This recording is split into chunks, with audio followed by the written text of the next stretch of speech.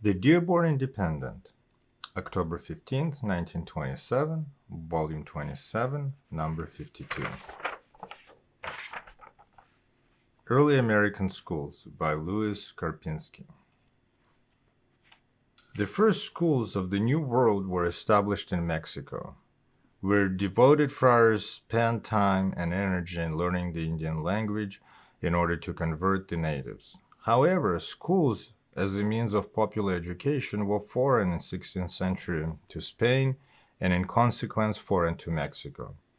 Few families came to the Spanish New World since America was largely a road to wealth and an enterprise to acquire gold and silver. Nevertheless, due credit should be given to New Spaniards, who in 1539 introduced the printed press to the New World, and in 1553 set up the first American university in Mexico City. Public schools, as we know them, were first set up in New York and Massachusetts. The Dutch were first in Europe in devotion to public education. To the Dutch must be accorded a great share in opening public schools in New England and in New Amsterdam. Washington Irving gave a fine account of the Dutch schoolmasters of early New York. Irving was a competent historian. In his account, disguised as a novel in story form, presents accurate historical information well worth reading today as history and as literature. The first schoolmaster of old New York was Adam Rowland, or Adam Rowlandston, whose teaching activity extended from the spring of 1638 to that of 1642. Rowlands functioned also as a sexton, as a church reader or precentor, and as a court bell ringer, and possibly as a gravedigger. This versatility demanded of the school teacher had a bad effect upon poor Adam. The name of this first schoolmaster of New Amsterdam appeared in the court records as a defendant in the suit for slander, for not paying his laundry bill, and for even more reprehensible action. After leaving the teaching profession, Rowlands became attached to the court, with which he had an unfortunate familiarity, and later acted as jailer. Rowlands was no credit to the profession. The Dutch successor of Lord Rowlands were fortunately better men, although the very duties of the office did not attract men of the highest caliber. The records of the Virginia Company revealed the first missionary enterprise in the United States, 550 pounds having been given in 1619 by an anonymous Mr.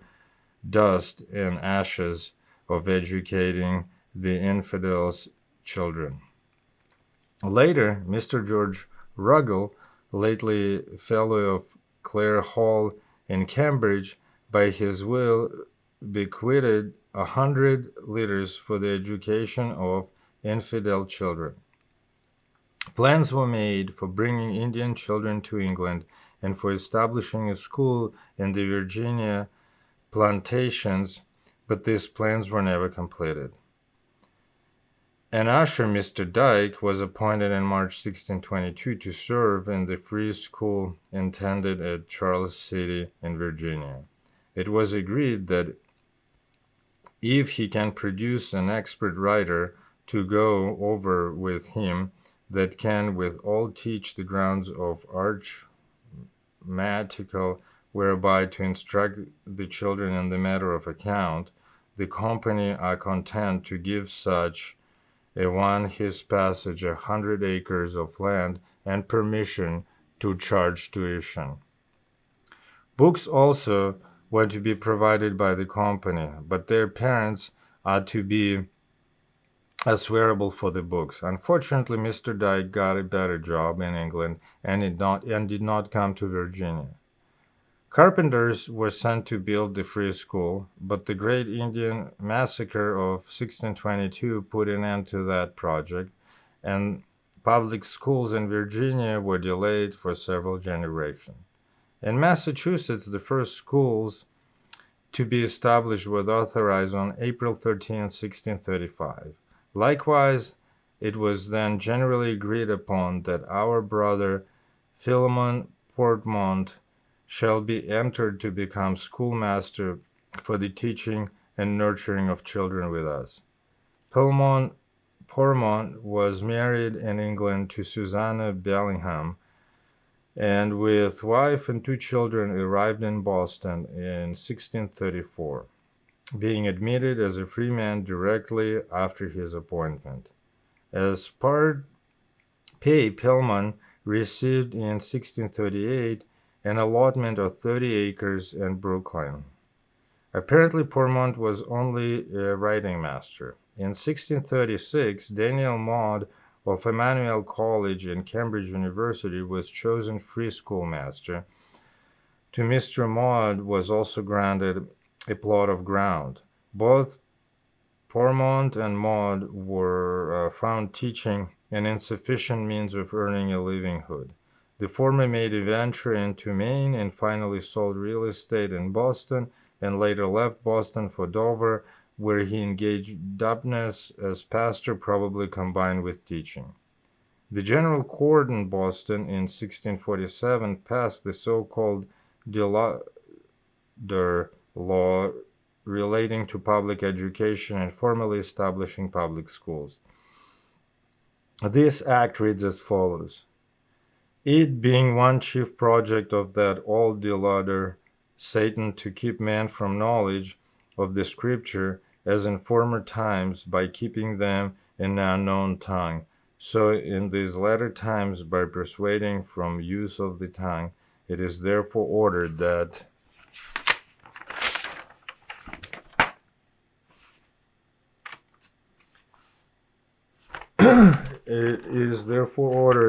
every township in this jurisdiction, after the Lord hath increased them to the number of 50 households, shall then forthwith appoint one within their town to teach all such children as shall resort to him to write and read, whose wages shall be paid either by the parents or masters of such children, or by the inhabitants in general, by way of supply, as the major part of them that order the prudentials of the town shall appoint, provided those that send their children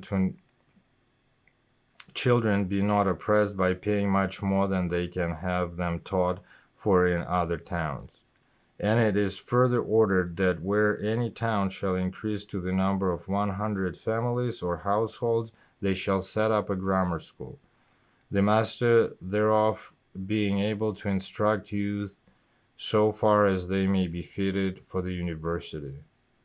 Even as early as 1642, an act was passed requiring that children and apprentices be taught to read, and also that the same be brought up to learn some honest, lawful calling, labor, or employment, either in husbandry or some other trade, profitable for themselves and the commonwealth, if they will not or cannot train up in learning to fit them for higher employments.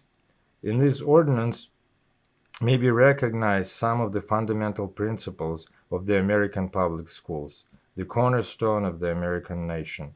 No institution more truly represents the free spirit of the America today than the public school, the high school, and the state university. No greater tribute has been paid to any educational system than is being paid today to the American schools by European nations, which are revising and changing their system to make them like our schools. The Boston Latin School continues today in active operations, having been known during many years as a grammar school or the Latin grammar school. In those old days, to go to school meant to learn Latin. Anything else was largely accidental. Even arithmetic was considered in the category in which are music and dancing in modern education. Arithmetic was largely taught by separate teachers, reckoning masters who served also as town clerks. The curriculum of the Boston Latin School in 1789 included: first year, Shivers, Accidents, Colloquium or Courtiers in Latin and English. Aesop fables same. Words Latin grammar Eutropius. Second year. Clarke's introduction to Latin. Words Latin grammar Aesopus continued. Electe e veteri testamento historia or Castillo dialogus. Third year. Caesarea, Tully, Ovid, Virgil, Greek grammar. Fourth year, Virgil, Tully, Greek Testament, Horace, Homer, all Latin and Greek. Today it is believed that knowledge of science, of nature and art, as well as Latin and Greek, contributes to real education. This change in curriculum is the logical outcome of the program which began in the schools of Massachusetts and New Amsterdam 300 years ago, where all the children of all the people were given the opportunity for education.